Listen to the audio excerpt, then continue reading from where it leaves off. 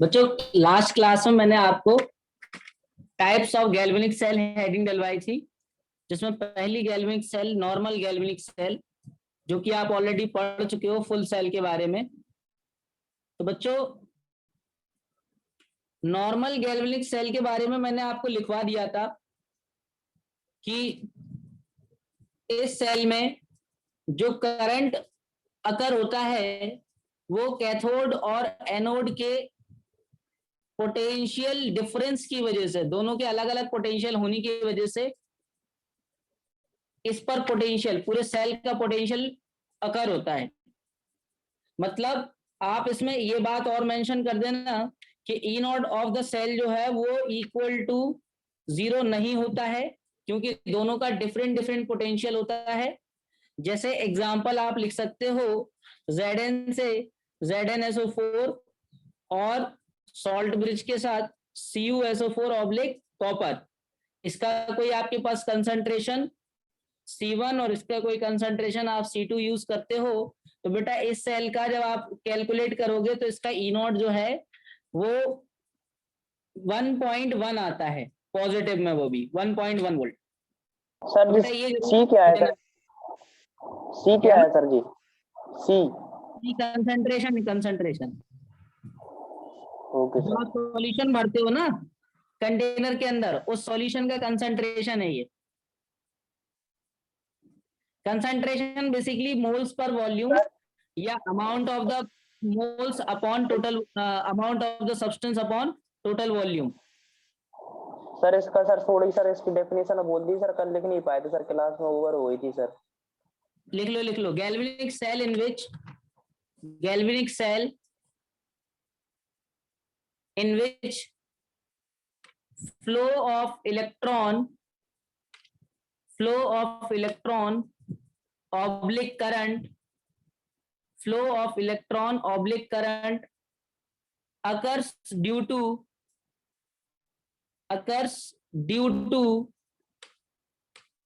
difference in electrode potential occurs due to difference in electrode potential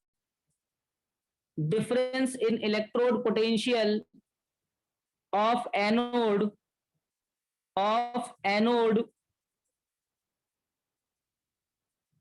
and cathode half cell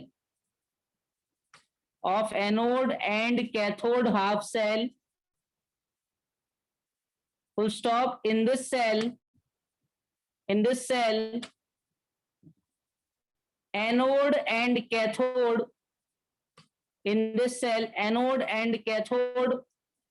half cell are of different elements. In this cell anode and cathode half cell are of different elements.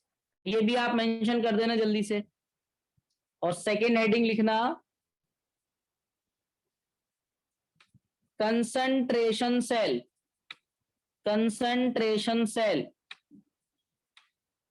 इसमें बेटा लिख देना, concentration cell में लिख देना cell in which flow of electron और current due to difference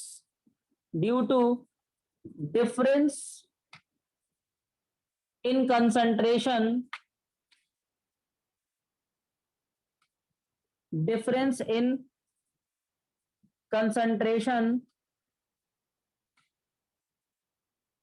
of both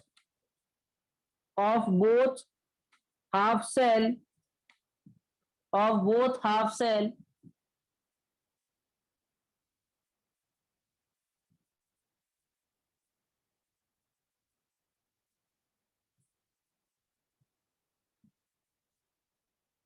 in this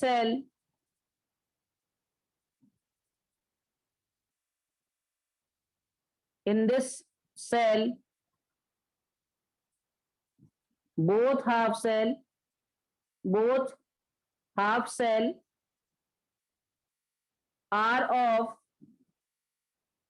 same type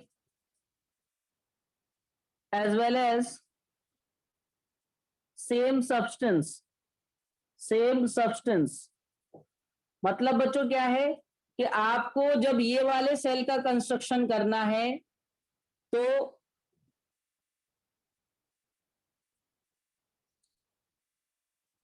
आपको same type का इलेक्ट्रोड और सॉल्यूशन लेना पड़ेगा, एनोड साइड भी और कैथोड साइड भी। बस एक साइड आप कराओगे उसका ऑक्सीडेशन और दूसरे साइड आप कराओगे रिडक्शन, और दोनों के कंसंट्रेशन डिफरेंट लोगे।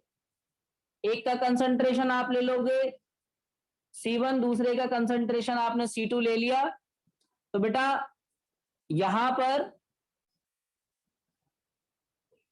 जो E not of the cell का वैल्यू होगा वो 0 आएगा, क्योंकि अगर Zn से ZnSO4 का ऑक्सीडेशन पोटेंशियल X हुआ तो ZnSO4 से Zn का रिडक्शन पोटेंशियल -X होगा। तो जब दोनों को आप ऐड करोगे तो फाइनल जो आपके पास पोटेंशियल आएगा, नेट पोटेंशियल स्टैंडर्ड वाला, वो 0 आ जाएगा। तो इस तरह के सेल को हम लोग बोलते हैं बेटा कंसंट्रेशन सेल। कंसंट्रेशन सेल में आप क्या कर रहे हो बेटा, यहां पर आपने क्या किया, दोनों सॉल्यूशन जो ले रहे हो या इलेक्ट्रोड आप ले रहे हो सेम टाइप के ले रहे हो, तो दोनों में कंसंट्रेशन जो है वो बेटा कैसे आ रहा है, आपने अलग अलग कंसंट्रेशन ले लिया। अब अगर कोई आपसे पूछे कि इस C1 और C2, अगर यही मैं सेम एग्जांपल लूं, अगर मैं आपसे पूछूं कि ये सेल वर्क कब करेगा, जब C1 वाले का कंसंट्रेशन ज्यादा हो या C2 वाले का कंसंट्रेशन ज्यादा हो या दोनों आपस में इक्वल हो, तो बेटा ये सेल तब वर्क करेगा जब C1 का वैल्यू C2 से ज्यादा होगा। भाई C1 आपके पास कहाँ आएगा बेटा, प्रोडक्ट में मिलेगा C1 कंसंट्रेशन और रिएक्टेंट में मिलेगा C2 कंसंट्रेशन। जब अगर आप इससे नष्ट इक्वेशन वगैरह बनाओगे, अगर मैं सेम क्वेश्चन दूंगा तो कंसंट्रेशन C1 जो आएगा वो प्रोडक्ट में मिलेगा और रिएक्टेंट में मिलेगा बेटा C2। तो हमें जो नेट वैल्यू चाहिए ई ऑफ द सेल वो तो चाहिए पॉजिटिव, बट यहाँ पर ई नॉट ऑफ द सेल तो 0 है, तो 0 आप रखोगे तो नेगेटिव आ रहा होगा, यानी कि हमें अगर C1 का वैल्यू C2 से ज्यादा मिल जाए तो आपके पास उल्टा बोल दिया मैंने, सॉरी, C2 का वैल्यू C1 से ज्यादा होनी चाहिए, तब ये सेल वर्क करेगा। मैं अच्छा इसको सॉल्व करके भी दिखा दे रहा एक बार आपको, पहले लिख लो आप। देखो अगर मैं इसी को सॉल्व करके दिखाऊं आपको,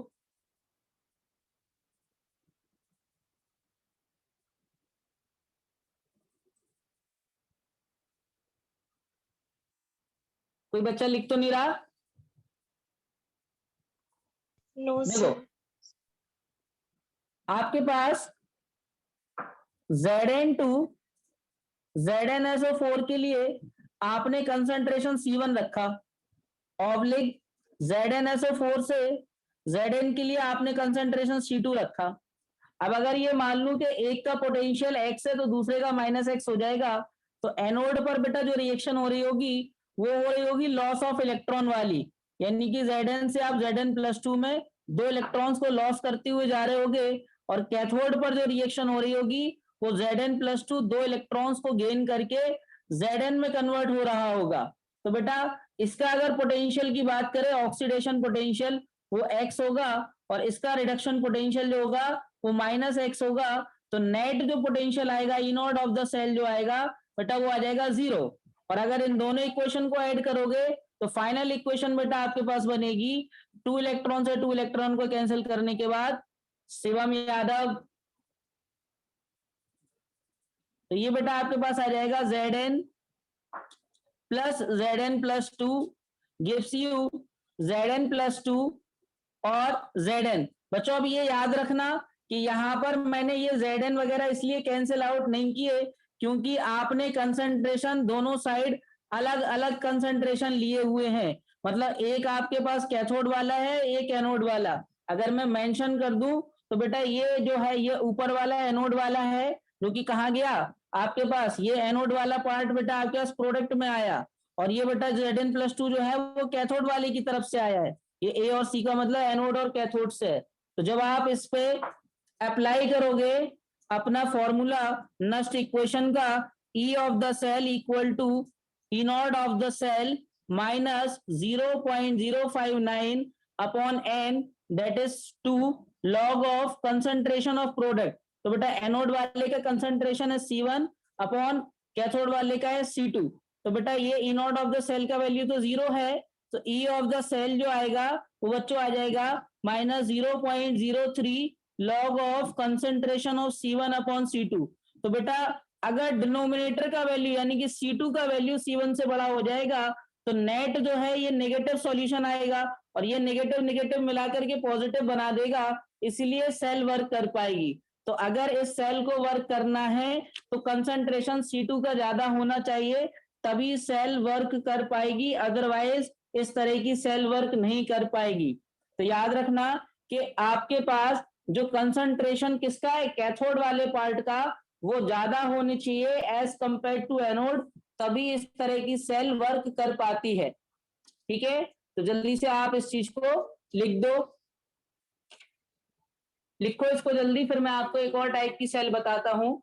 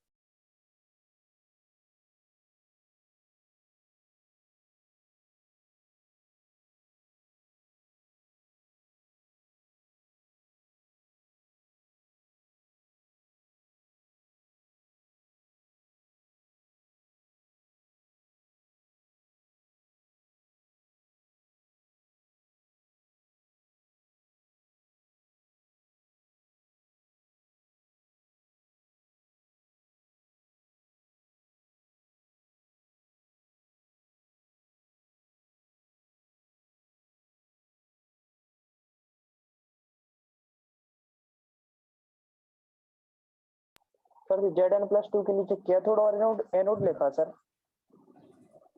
हाँ, एक एनोड है एक कैथोड वाला है, नहीं तो Zn+2 से Zn+2 भी अपन कैंसिल कर देते, बट क्योंकि दोनों के डिफरेंट डिफरेंट कंसंट्रेशन है इसलिए आपने कैंसिल आउट नहीं किया।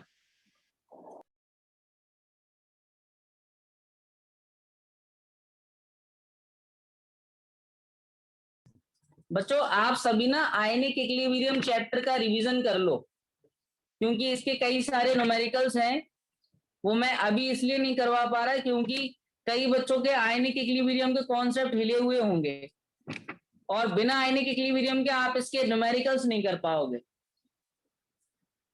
इसमें कई ऐसे न्यूमेरिकल हैं जहां पर आयनिक इक्विलिब्रियम के कॉन्सेप्ट लगने वाले हैं। या तो आप मुझे मैसेज छोड़ दो, मैं कोई आपकी आयनिक इक्विलिब्रियम की क्लास लूं, फिर पर वो उसमें भी कम से कम 2-2.5 घंटा देना पड़ेगा आपको, या फिर अगर आप खुद से ही कर पाओ आयनिक इक्विलिब्रियम तो और अच्छी बात है, मैं सीधे इसके न्यूमेरिकल आपको प्रैक्टिस करवा दूं, क्योंकि बिना आयनिक इक्विलिब्रियम के कई सारे ऐसे क्वेश्चन हैं जो आपसे होंगे ही नहीं, आपको समझ ही नहीं आएगा कि ये नया फॉर्मूला कहां से आया।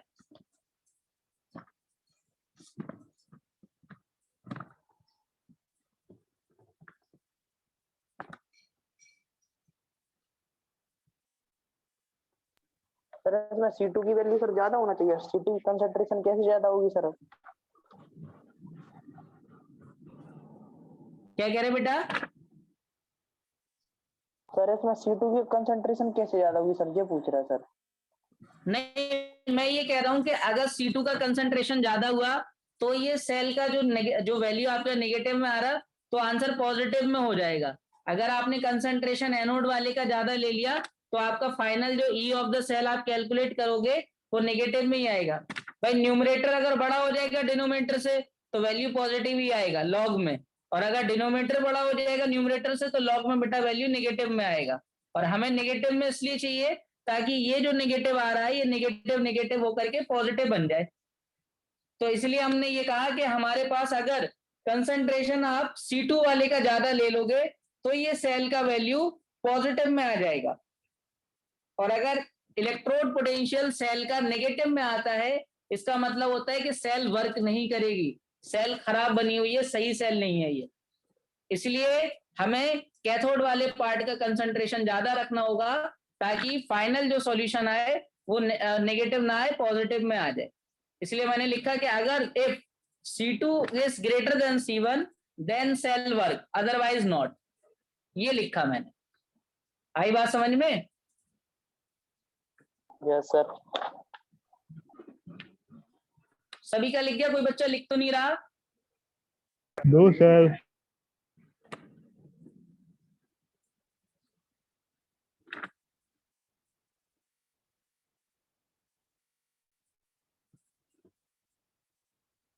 देखो बेटा, नेक्स्ट टाइप की जो सेल है वो है electrode concentration cell. Electrode concentration cell.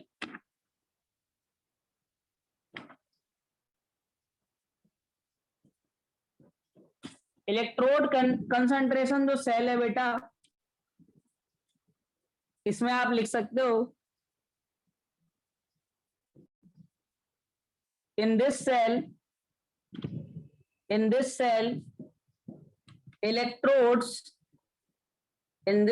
electrodes are at different concentration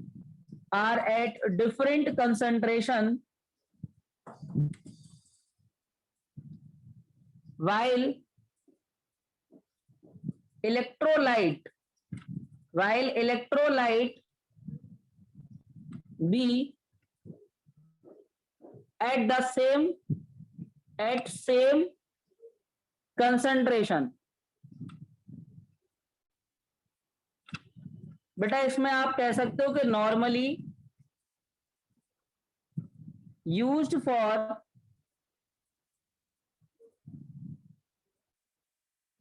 hydrogen electrode. बच्चों अगर आप जैसे आपने हाइड्रोजन इलेक्ट्रोड लिया, इसी को बेटा आपने एनोड साइड ले लिया और इसी को बेटा आपने कैथोड साइड ले लिया, तो बच्चों अगर आपने यहां कंसंट्रेशन इसका भी C1 रखा और इसका भी कंसंट्रेशन जो है वो सेम रखा, बट यहां पर जो आपने इनके प्रेशर रखे, यानी कि जो आप इलेक्ट्रोड ले रहे हो वो इलेक्ट्रोड के प्रेशर आप दोनों के डिफरेंट कर दो, एक का P1 कर दो, एक का P2 कर दो, तो यहां पर जो E not of the cell है वो तो बेटा 0 आएगा। ई नॉट ऑफ द सेल है वो तो आपके पास 0 आएगा, पर जो पोटेंशियल आने वाला है वो इन प्रेशर की वजह से डिफरेंट आएगा। देखो बच्चों कैसे, जैसे अगर मैं रिएक्शन के थ्रू बताऊं कि एनोड पर क्या हो रहा होगा, एनोड पर बेटा H2 गैस जो है वो कन्वर्ट हो रही होगी H प्लस आयन में बाय लॉसिंग ऑफ 2 इलेक्ट्रॉन्स, और ये जो एनोड पर हो रही है, और कैथोड पर जस्ट उल्टा हो रहा होगा कि 2H प्लस आयंस जो हैं वो कन्वर्ट हो रहे होंगे H2 गैस में bye gaining of 2 electrons, bye gaining of 2 electron. 2H plus जो है वो 2 इलेक्ट्रॉन को गेन करके H2 गैस में कन्वर्ट हो रहे होंगे। तो बेटा ये जो H2 गैस है ये प्रेशर P1 पर है और ये प्रेशर P2 पर है। जब आप इसमें नस्ट इक्वेशन अप्लाई करोगे तो बेटा आपको पता है कि स्टैंडर्ड सेल जो है इसका ऑक्सीडेशन पोटेंशियल 0 होता है as well as reduction potential भी 0 होता है। तो ई ऑफ द जो E not of the cell जो आएगा, ये दोनों के नॉट वैल्यू हैं, ये 0 आएंगे, नेट जो आएगा। तो बेटा जब आप इस पे E of the cell apply करोगे, जो कि आपके पास फॉर्मूला है E not of the cell minus 0.059 upon N log of concentration. अब बेटा कंसंट्रेशन देखो, इसका कंसंट्रेशन भी C है और इसका कंसंट्रेशन भी C है, तो अगर आप कंसंट्रेशन इसमें नेट इक्वेशन का निकालोगे, देखो नेट इक्वेशन भी लिखी दे रहा मैं इधर पर, नेट इक्वेशन बनेगी आपके पास H2 P1 वाली plus 2H plus concentration C वाला gives 2H plus concentration C वाला प्लस H2 P2 प्रेशर वाला, तो ये तो बेटा कैंसिल आउट ही हो जाएगा। मतलब अगर मैं इधर पर लिखता भी हूँ प्रोडक्ट को H प्लस का square into H2 gas upon में बेटा H प्लस का स्क्वायर इंटू H2 गैस, ये स्क्वायर लिखा है, तो बेटा यहां तो देखो ई नॉट ऑफ द सेल तो जीरो आ गया, -0.059, यानी कि इसको मैं 0.06 ले लूं, एन का value 2 log of concentration C का स्क्वायर इंटू H2 बेटा इधर P2 वाला है, और ये जो H प्लस है इसका भी कंसंट्रेशन सी स्क्वायर है, और यहाँ पर H2 है P1 वाला, तो ये कैंसिल हो जाएगा। तो आपके पास आ जाएगा E of the cell that is -0.03 log of pressure 2 upon pressure 1। तो डिफरेंट टाइप के आपने इलेक्ट्रोड्स लिए, इलेक्ट्रोड मतलब ये जो आप प्लेटेनियम को आप इलेक्ट्रोड की तरह यूज करते हो, अगर ये दोनों आपने डिफरेंट डिफरेंट ले लिए तो उस केस में ये ई ऑफ द सेल आ जाएगा, बट आपने कंसंट्रेशन सेम रखना है। और इसमें हाइड्रोजन इलेक्ट्रोड को हम लोग यूज करते हैं इस तरह के सेल को बनाने के लिए। यहां पर अगर आपके पास बेटा P1 का वैल्यू P2 से बड़ा हो गया तो आपके पास सेल वर्क करेगा, अदरवाइज ये सेल वर्क नहीं करेगा। याद रखना कि जो P1 है वो ग्रेटर देन P2 होना चाहिए ताकि ये सेल जो है वो वर्क कर पाए।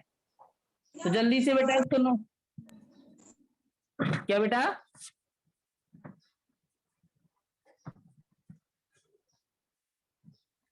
कर लो इसको नोट बेटा जल्दी से।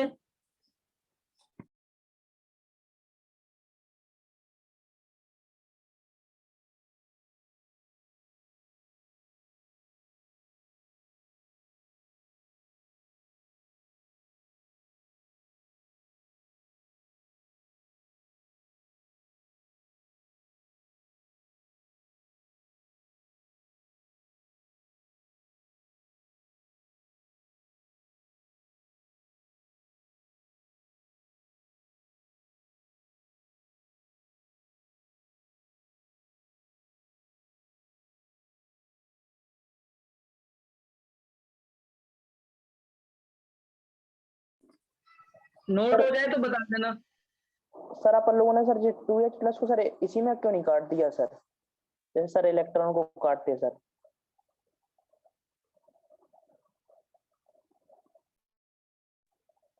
Hello sir.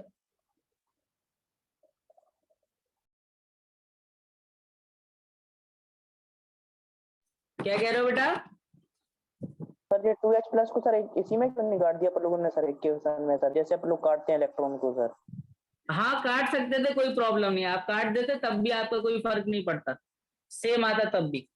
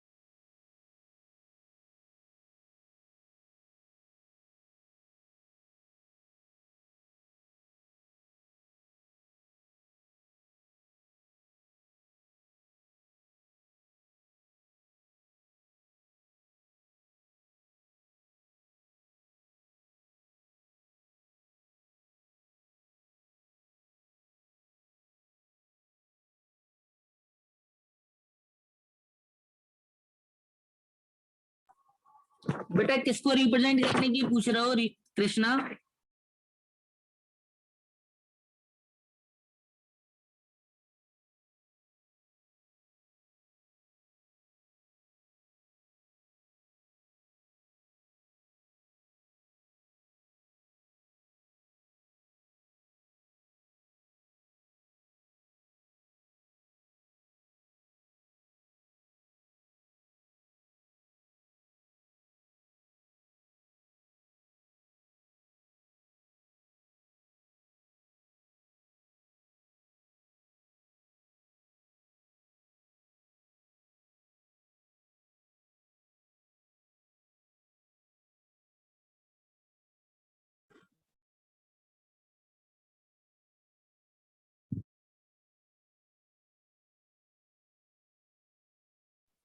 लिख गया क्या बच्चों? Yes sir. Yes sir. लिख तो नहीं रहा? No sir.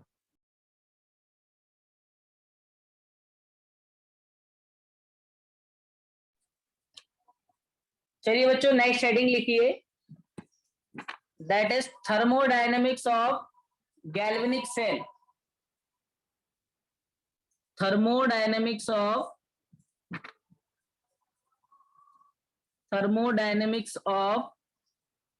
Galvanic cell. बेटा थर्मोडायनेमिक्स की अगर बात की जाए तो हम लोग गैल्वेनिक सेल में क्या क्या चीजें कैलकुलेट कर सकते हैं।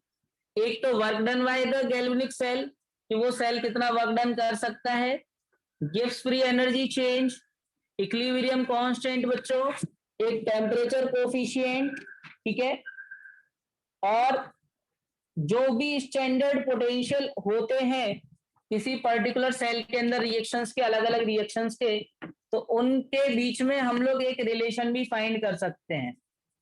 तो पहला जो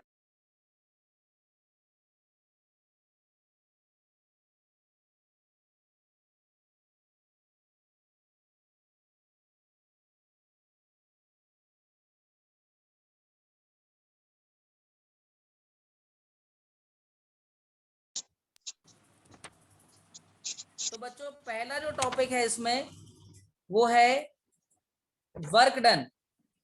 और वर्क डन को बेटा आप पहले भी पढ़ चुके हो, work done by the cell, तो मैं इसमें ज्यादा कुछ नहीं लिखा रहा, मैं डायरेक्टली बता दे रहा कि वर्क डन के लिए बेटा आप ये जो फॉर्मूला मैंने आपको पढ़ाया था W is equal to NFE, ये आपने फॉर्मूला पढ़ा था, या आपको याद हो मैक्सिमम वर्क डन के लिए आप फॉर्मूला लगा सकते हो, स्टैंडर्ड ले लो आप ये NFE नॉट। ये आपने कैसे निकाला था, charge into potential work equal to, charge आपने NF माना था, N नंबर ऑफ इलेक्ट्रॉन्स है, F फेरेड है, N बेटा नंबर ऑफ इलेक्ट्रॉन्स है यहाँ पर कि कितने उस रिएक्शन में लॉस या गेन हो रहे होंगे, और F बेटा फेरेड है, और फेरेड जो है इसको आप रख सकते हो 1 फेरेड इक्वल टू 96500 कूलम, और E आपके पास बेटा पोटेंशियल है, इट में बी ऑक्सीडेशन पोटेंशियल और रिडक्शन पोटेंशियल, और ई नॉट है बेटा स्टैंडर्ड पोटेंशियल। तो ये आपके पास किसी सेल का आप वर्क डन आपने इससे निकाला था। और दूसरा पार्ट बेटा वो भी सिंपल है, that is gives free energy change. Gives free energy change, तो गिव्स फ्री एनर्जी चेंज के लिए तो बेटा आपने ये भी आपको याद होगा कि ये वर्क डन के इक्वल था, वो भी डिक्रीज इन वर्क डन, या वर्क डन जो था वो decrease in gives free energy change की इक्वल था। तो बेटा आपने वहां निकाला था, जो मैंने नेक्स्ट इक्वेशन आपको प्रूव कराई थी, तो आपको याद होगा डेल्टा जी, डेल्टा जी को बेटा आपने क्या लिखा था, माइनस NFE ये लिखा था, और बेटा आपने डेल्टा जी नॉट को क्या लिखा था प्रूव करते टाइम, माइनस NFE नॉट। तो ये तो बेटा जब नेक्स्ट इक्वेशन हम लोग प्रूव कर रहे थे वहीं से आपके पास डेल्टा जी और डेल्टा जी नॉट आ गए थे। अगर कोई आपसे कहे स्पॉन्टेनियस रिएक्शन है या स्पॉन्टेनिटी है रिएक्शन के अंदर, मतलब खुद से ही रिएक्शन हो रही है, तो डेल्टा जी का वैल्यू लेस देन 0 रहेगा, और अगर स्पॉन्टेनियस रिएक्शन नहीं है तो फिर वो ग्रेटर देन 0 रहेगा। जल्दी से ये दोनों पॉइंट लिख लो, एक और पॉइंट मैं आपको बता देता हूँ, बाकी 2 पॉइंट कल की क्लास में बताऊंगा। सर कल तो ईद है सर, छुट्टी होगी सर कल?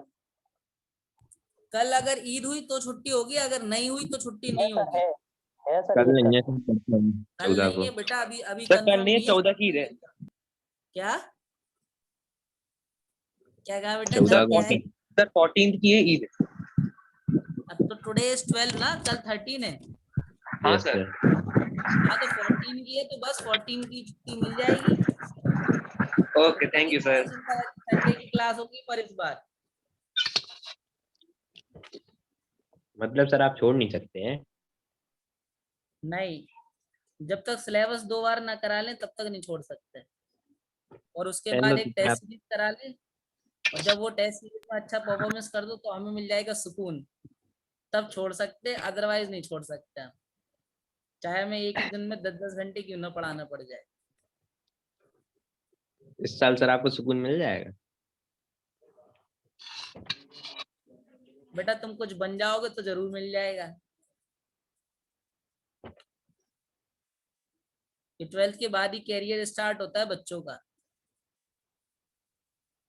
खाली केमिस्ट्री पढ़ने से कुछ नहीं होगा, मेहनती बनाना मकसद है तुम लोगों को। जो लॉकडाउन में बच्चे आलसी होते जा रहे हैं घर में बैठे बैठे। सर जी सर गिफ्ट से फ्री एनर्जी क्या होती है सर? गिफ्ट फ्री एनर्जी बेटा होती है किसी बॉडी के अंदर कितना नेट हीट कंटेंट है और उसके अंदर कितनी टोटल इंटरनल एनर्जी है। वो इंटरनल एनर्जी अलग अलग जितने भी तरह की उसके अंदर रिएक्शंस की पॉसिबिलिटी होगी उसकी वजह से टोटल इंटरनल एनर्जी आती है। तो वो एनर्जी और उसके अंदर net amount of heat content कितना है, इसके सम को बोलते हैं हम लोग गिव्स फ्री एनर्जी। ये थर्मोडायनेमिक्स का पार्ट है वैसे तो, डेल्टा जी। सर आपने सर उसमें इलेक्ट्रोकेमिकल सेल में लिखवाया सर जो लेस देन 0 होता है, इसका मतलब क्या हो रहा है सर? इलेक्ट्रोलिटिक सेल में ग्रेटर देन 0। नहीं, मैंने ये लिखाया है कि अगर कोई भी रिएक्शन स्पॉन्टेनियस है तो डेल्टा जी को आपको लेस देन 0 लेना है। स्पॉन्टेनिटी के लिए डेल्टा जी का वैल्यू लेस देन 0 आएगा, नेगेटिव आएगा, क्योंकि बेसिकली वर्क डन जो है वो यूजफुल वर्क डन होता है, चेंज इन या decrease in gives free energy. तो वर्क डन अगर हो रहा है तो वो बेटा आपके पास नेगेटिव वर्क डन आना चाहिए, मतलब ऑन द सिस्टम हो जाना चाहिए। और अगर खुद से कोई रिएक्शन हो रही होगी तो उसका वर्क डन बेटा नेगेटिव आएगा। दैट्स व्हाई हम लोग बोलते हैं कि डेल्टा जी जो है वो लेस देन 0 रहेगा।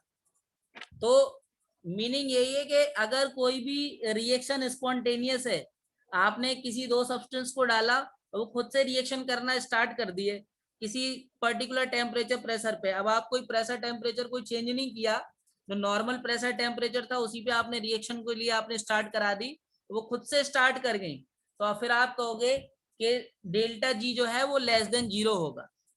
अदरवाइज अगर आपको कोई पैरामीटर सेट करना पड़े कि प्रेशर आपको बढ़ाना पड़ा, टेम्परेचर कम करना पड़ा या उल्टा करना पड़ गया, तो डेल्टा जी जो है वो फिर आपका ग्रेटर देन 0 आएगा, मतलब वर्क डन जो है वो पॉजिटिव बाय द सिस्टम होगा। फिर अब बच्चों इसका जो थर्ड पॉइंट है दैट इज इक्विलिब्रियम कांस्टेंट। बेटा अगर इक्विलिब्रियम कांस्टेंट के बारे में बात की जाए, इक्विलिब्रियम कांस्टेंट, तो बच्चों बस मैं आपको एक आइडिया दे रहा हूं इसके बारे में इक्विलिब्रियम कांस्टेंट के। आपको याद होगा कि जब आप नस्ट इक्वेशन को प्रूव कर रहे थे, equilibrium constant of reaction taking place inside galvanic cell, तो बेटा आपने रिएक्शन कोशिएंट को आपने प्रोडक्ट का कंसंट्रेशन और रिएक्टेंट का कंसंट्रेशन लिख दिया था। पर अगर किसी रिएक्शन में इक्विलिब्रियम की पोजीशन आएगी तो ये बेटा किसकी इक्वल हो जाएगा? इक्विलिब्रियम कांस्टेंट के इक्वल। बेसिकली इक्विलिब्रियम कांस्टेंट और रिएक्शन कोशिएंट में ये रिलेशन होता है कि इक्विलिब्रियम कांस्टेंट एक्सपेरिमेंटली निकाला जाता है और रिएक्शन कोशिएंट आप निकालोगे जो आपके पास डेटा इंफॉर्मेशन दिया हुआ होगा। फिर आप चेक करोगे दोनों के फॉर्मूले सेम होते हैं, बट अगर इक्विलिब्रियम कांस्टेंट जो आपको दिया हुआ है उसका वैल्यू रिएक्शन कोशिएंट से कम हो जाए, ज्यादा हो जाए, बराबर हो जाए, तो अलग अलग पॉसिबिलिटी मैंने आपको बताई थी कि रिएक्शन फॉरवर्ड में भागेगी या बैकवर्ड में भागेगी या किसी डायरेक्शन में नहीं भागेगी।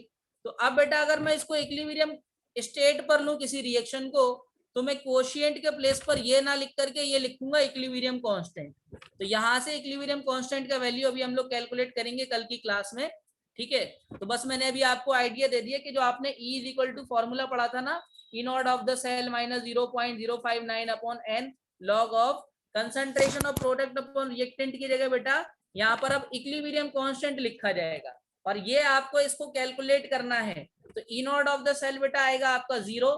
कैसे आएगा कल बताता हूं मैं आपको। ई नॉट ऑफ द सेल जो है वो आएगा 0 और इक्विलिब्रियम कांस्टेंट का एक फॉर्मूला कल हम लोग प्रूव करेंगे, ठीक है। तो वो क्या फॉर्मूला बनेगा कल की क्लास में चर्चा करते हैं। till then